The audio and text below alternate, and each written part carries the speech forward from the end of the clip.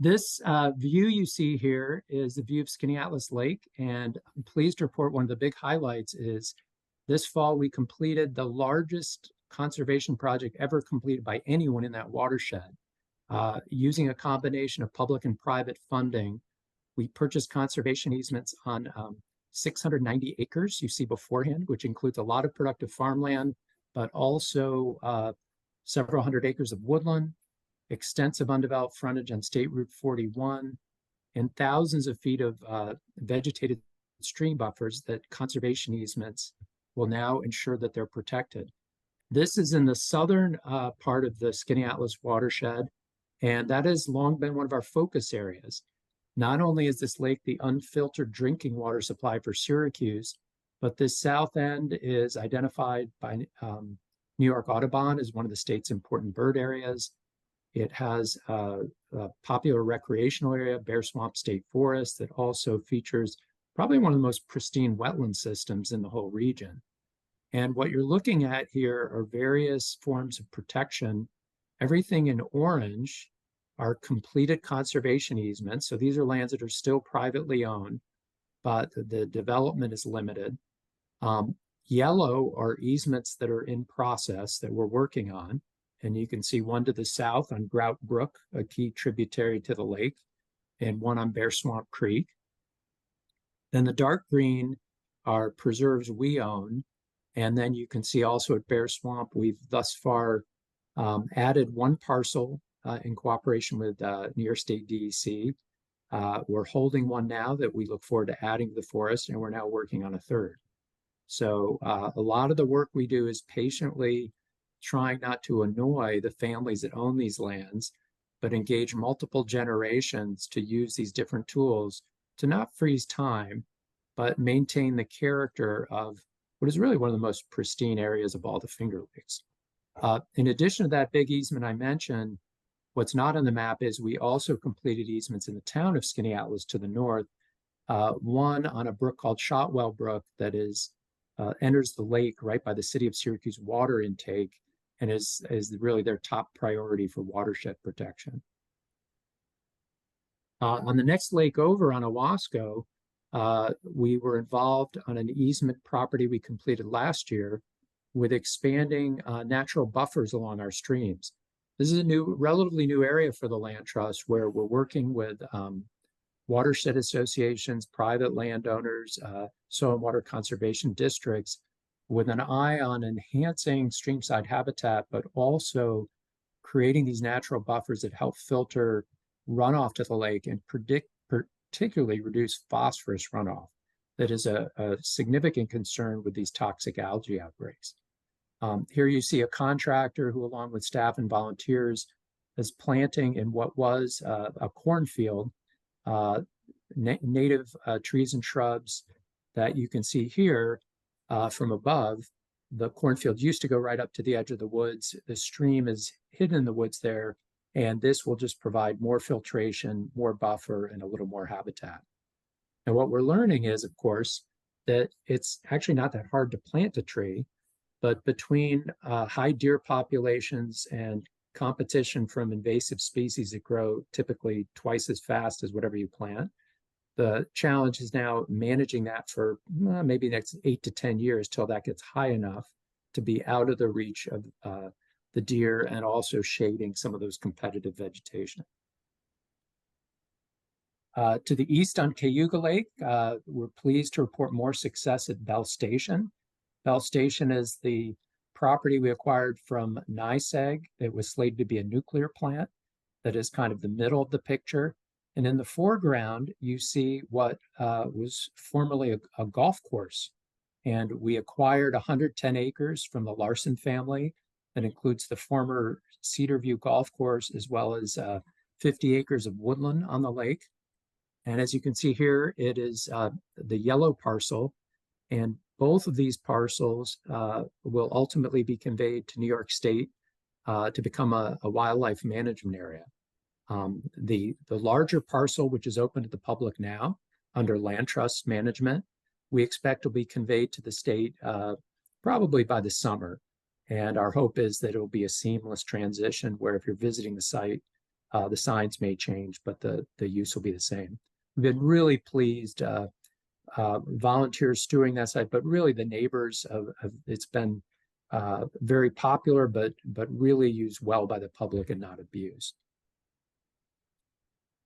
On Cayuga Lake, it's one of these coincidences where big projects have happened at the same time. This is just south, also on the east side of Cayuga Lake in Lansing, where 2 years ago we acquired the Sims Jennings Preserve at the Cayuga Cliffs, which includes 4,000 feet of wooded bluff on the lake directly across from Teganic Falls State Park. And we had an access point on State Route 34B, but it literally was about 50 to 60 feet wide.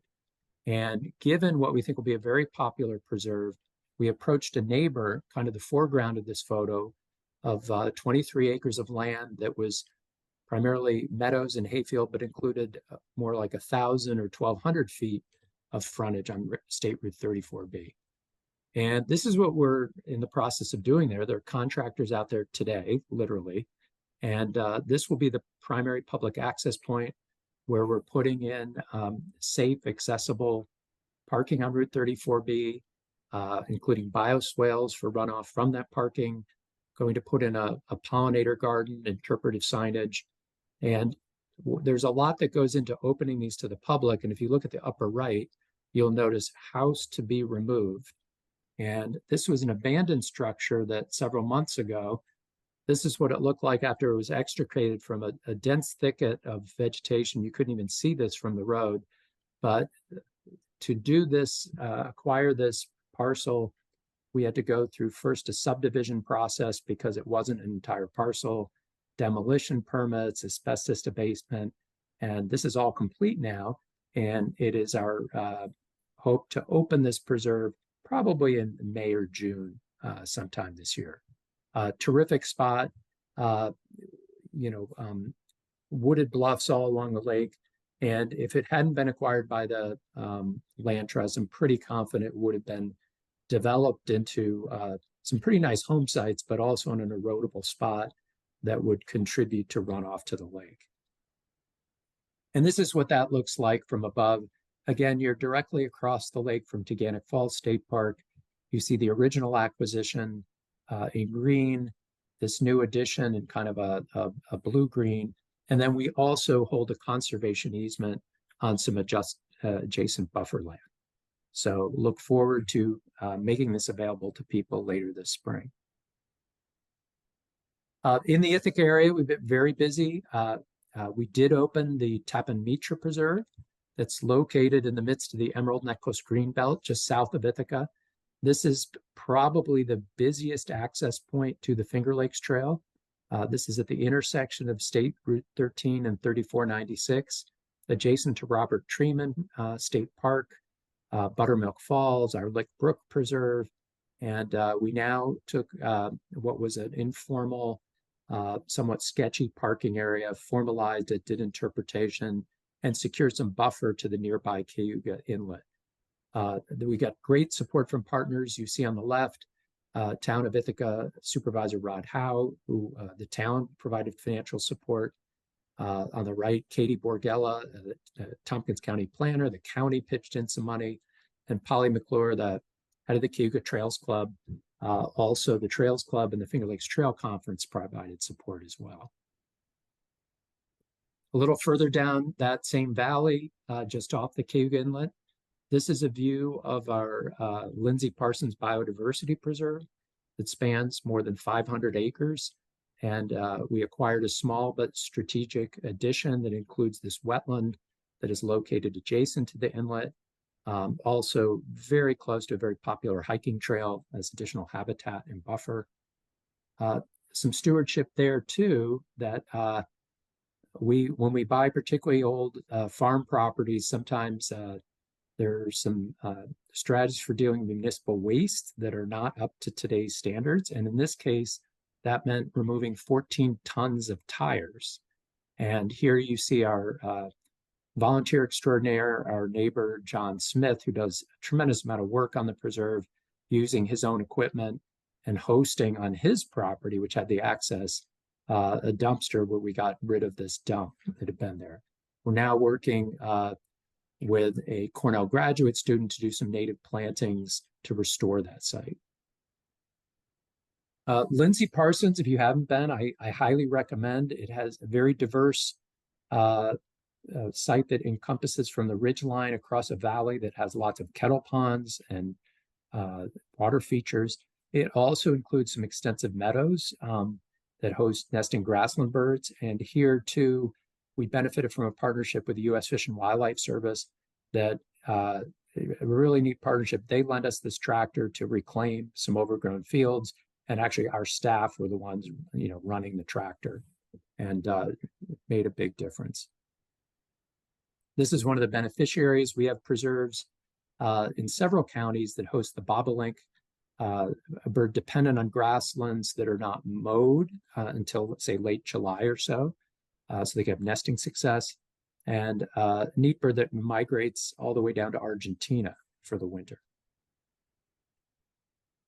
Just to the north on the Cayuga Inlet, we received financial support from New York State DEC as a source water protection grant, and partnered with another nonprofit, the Wetlands Trust, to protect a wonderful stretch of trout stream here in the town of Newfield, along with about 40 acres of streamside buffer. And this was a great partnership because we secured the funding, negotiated the project.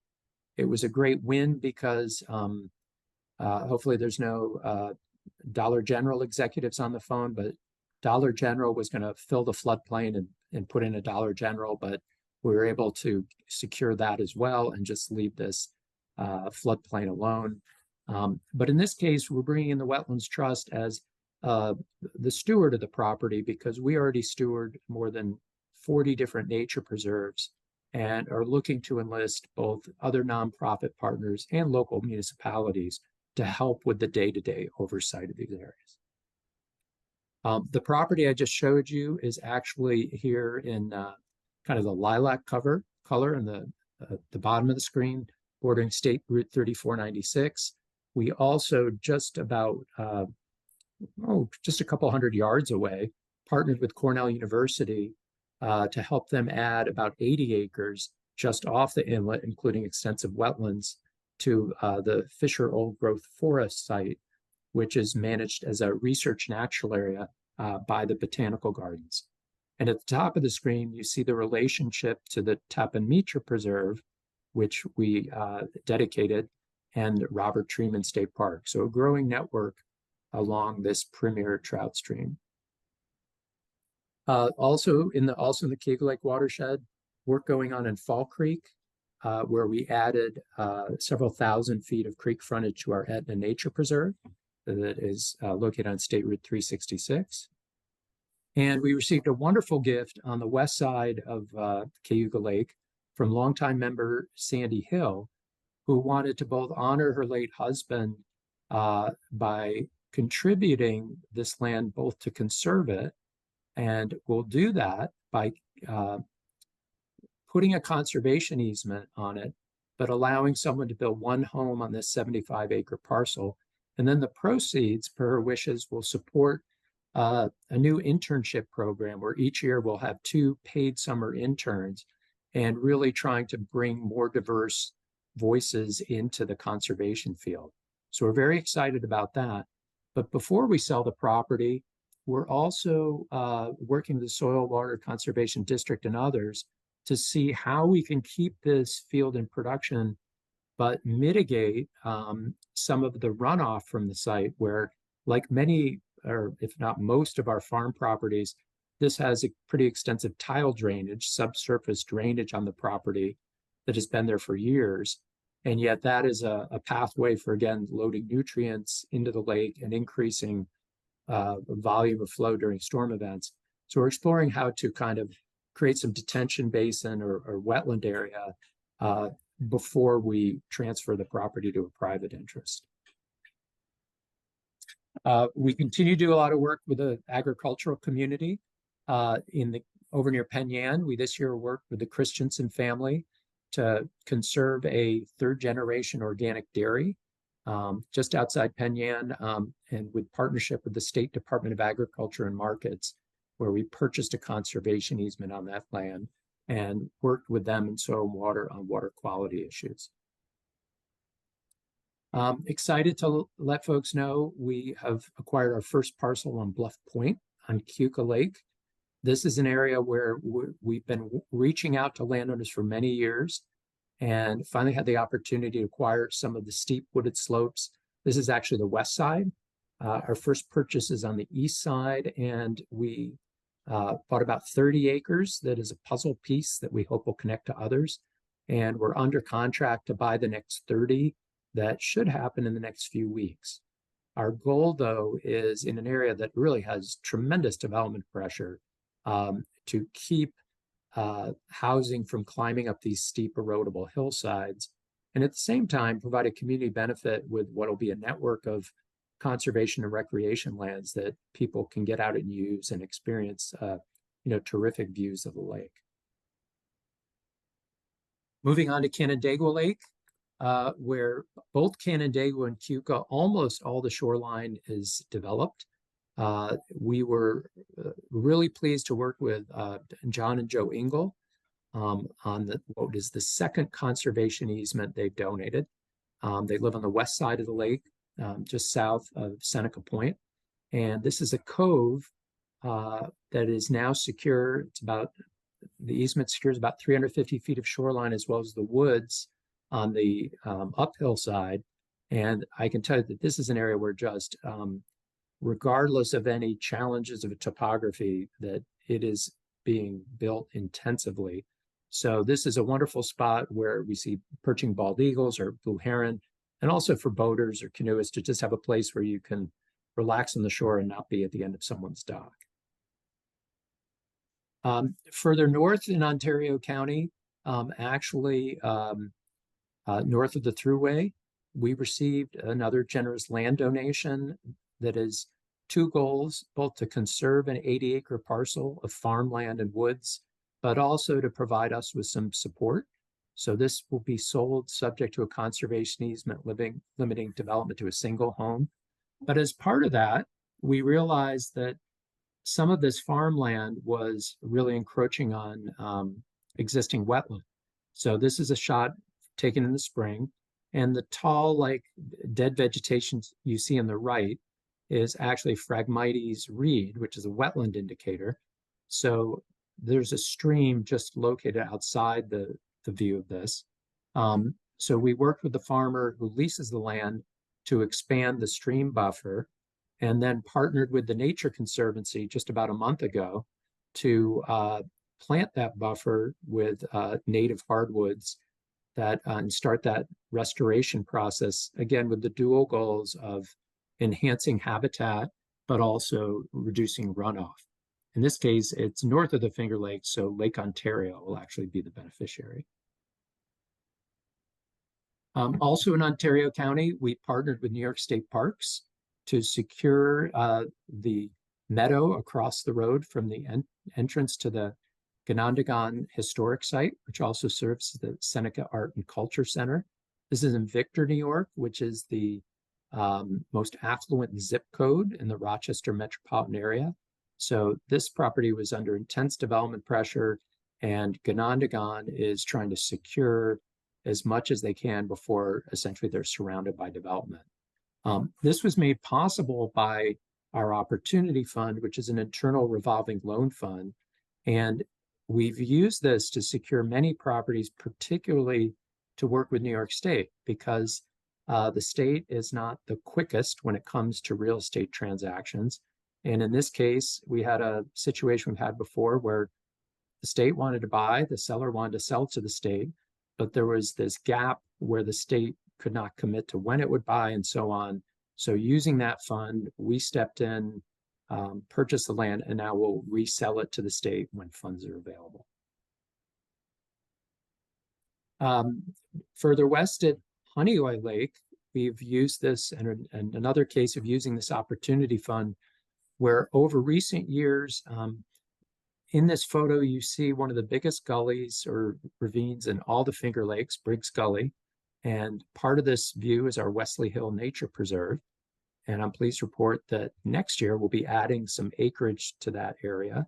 It's part of a complex of, I think, about 5,000 acres of contiguous conserved land that includes land owned by Ontario County, Cumming Nature Center, State Wildlife Managed Area, Harriet Hollister Spencer Park, and lands owned by the Nature Conservancy. And also the Finger Lakes Community College's Mueller Field Station. And down next to the lake, at the lower right of this frame, we moved quickly when a modest-sized parcel, but an undeveloped parcel of upland buffer next to these wetlands came on the market, right adjacent to the Mueller Field Station. And that we now own and will convey to the state as an addition to its wildlife managed area when funds are available. That is a lot of our real estate work, but as we've been doing this, as every year, we try to connect people with nature in these landscapes. And this is just a shot of a group from the Greater Ithaca Activity Center.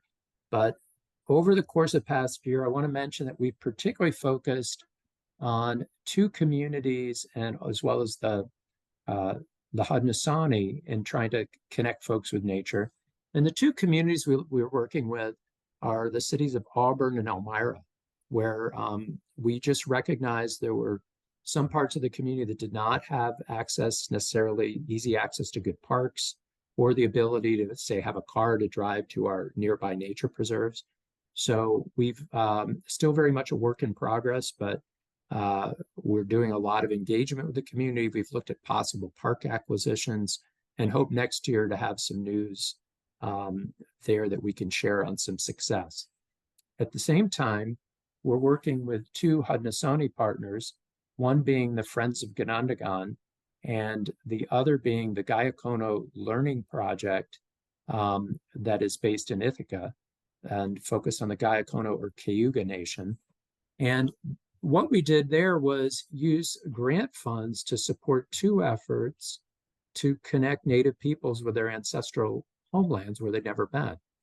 They both had the same theme, but different in terms of the target audience, where the Gayakono project that is receiving significant support from Cornell involved 30 people who, Gayakono who lived in Wisconsin, Oklahoma, Canada, other places who'd never been to their ancestral homeland or never been exposed to their ancestral language. The project brought them back, used Cornell's Arnott Forest for a week, and we helped support covering the considerable, travel and transportation costs there. With the Ganondagan, Friends of Ganondagan, it was a different scale. It was taking Seneca youth from the Buffalo area who had never been to their ancestral homeland, which is really the south end of Canandaigua Lake, and doing a more modest two-day event. But both were really successful, and we were glad to play a role in that. Over the course of the year, I touched on some of the stewardship activities we have, particularly with new preserves, but we now own and manage 45 nature preserves that are open to the public. We monitor and work with the owners of 180 conservation easement projects. And every year this number gets bigger, and the only way we do it is a team approach involving staff and volunteers. Here you see on the left our preserve manager, Jason Gorman, and our land steward, Eric Mastroberti, as well as some volunteers from the Elmira area. And I want to recognize all the folks involved in our stewardship volunteer programs and other efforts, because there is no way we could do what we do without it. And this involves maintaining the trails, monitoring miles and miles of boundary, and getting involved in these restoration projects. I also want to recognize all our members, more than 4,000. And I want to put a spotlight on the late Becca Harbor, who was one of our stewardship volunteers who lived in Newfield, just south of Ithaca. And sadly, Becca passed away. And in her will, she left her home to the land trust with the commitment that it was left with the understanding that the proceeds would be used to conserve and acquire more land. So we did that. And also at Lick Brook, which was a favorite place of hers, we put this bench in her memory as, you know, in recognition of all that she did for the land trust. Looking ahead, some exciting stuff coming up in the coming year. For starters, is what will be our biggest acquisition ever. You're looking at the Canisteo River, which is just south of Corning, and a site known as Bad Bear Hill. And we're under contract to buy about 970 acres of woods with a mile of river frontage and nesting bald eagles and lots of black bear and porcupine and stuff like that. This is a partnership project with New York State, where it will become ultimately an addition to McCarthy State Forest that is contiguous to all this. And wonderful area, already about several miles of existing trail. And we hope to close on that in January or February. And then we'll be eagerly awaiting the state to pay us back so we can, again, use that opportunity fund to do more projects like this. Similarly, Bear Hill on Canandaigua Lake, I think we're up to about 8 purchases. We have 60 more acres under contract. Again, another way of using this opportunity fund in an area where there really is a lot of pressure and we have a window of opportunity to complete these projects, or they'll be developed. And before opening it up for your questions, which I encourage, using the chat for questions. This is again a view of our Sims Jennings Preserve at the Cayuga Cliffs, north of Ithaca. And we'll let you know, but this will be a new destination. We hope to open again in May or June. And looking ahead, just want to let you know that with your support, as well as support from the public sector, we've been able to do projects that we couldn't possibly have done 10, 20 years ago. On the flip side, coming out of COVID and now with people's flexible work opportunities, and we're seeing a meteoric rise in the real estate market. So our work has also gotten a lot tougher. And we're seeing particularly attractive undeveloped land, whether it's for speculative purposes or retirement or recreation. It's very tight and very challenging, particularly when it's adjacent to existing conservation land. So we're going to be particularly focused on that last undeveloped shoreline that exists. So for example, right now we're working with the state on Camp Barton on Cayuga Lake and Camp Babcock-Hovey on Seneca Lake, Boy Scout camps that are on the market. And then in the more obscure areas, if you think of the hill country where we were blessed with a lot of public forest land, but it was never really designed. It was just some folks sold back in the 30s or 40s and some didn't, is now try to fill those gaps. So whether you're a hiker or wildlife that wants to get from Pennsylvania to hopefully ultimately the Tug Hill and the Adirondacks, to maintain that connected corridor as there's going to be more pressure in the future. So with that, I am going to stop sharing my screen and open it up for any questions. Edie, can you, anyone want to forward? Yep. I'm just going to apologize now if I mispronounce anyone's name. Before I get to questions, John Finn, board chair of the Wetland Trust, sends his thanks for the collaboration on the wetland parcel in Newfield. Okay. First question, are you able to discuss why some lands are returned to the state versus kept as land trust preserves? Good question. And in part, there are a couple different reasons that there are obvious candidates for state ownership. If you look at any map of any of our state forests, they're kind of a mix. The national forest is even more obvious. If you look at Finger Lakes National Forest, it's a total mix of public and private, which hasn't been a problem when those private lands were deer camps or woodlots, but now people are building on it, so it's more of an issue. The notion that the Finger Lakes Land Trust, our priority should be to own say 50 acres in the middle of the national forest, that's really kind of typical. It just doesn't seem like a high return. So in some of this, it's context related. In other cases, it involves financial feasibility sometime. As we're looking at lands, for example, the Bad Bear Hill area, we looked on in the Canisteo River, that's $1.2 million purchase where we're able to finance on an interim basis. We don't have the money for that upfront to buy it, but then there's also the management side of managing that large of an acreage.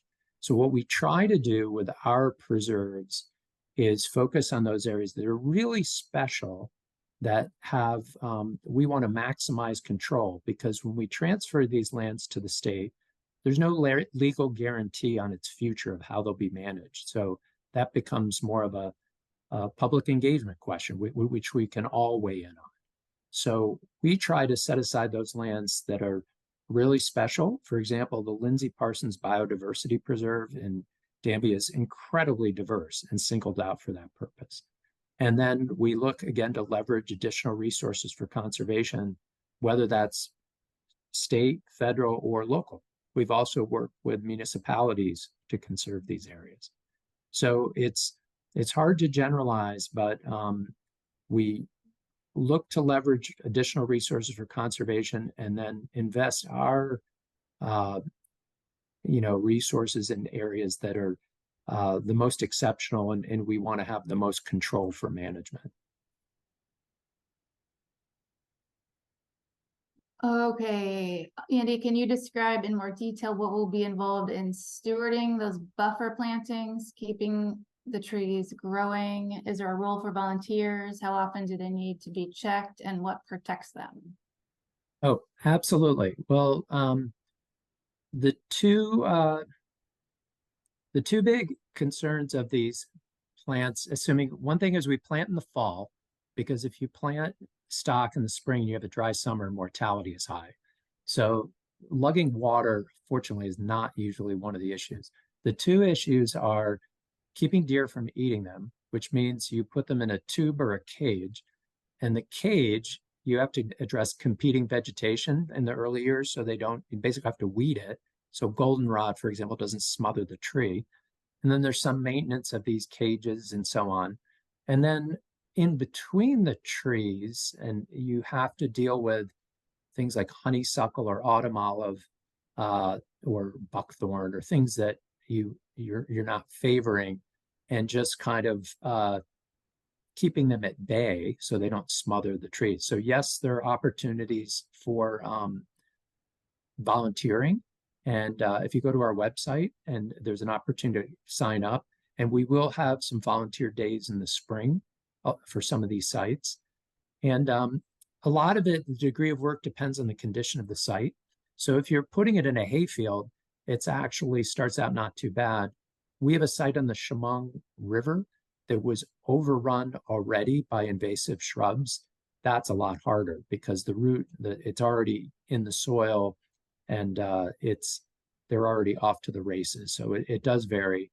And we'll let you know of, is this an 8-year process or how long it takes before we feel that we can walk away and consider it success.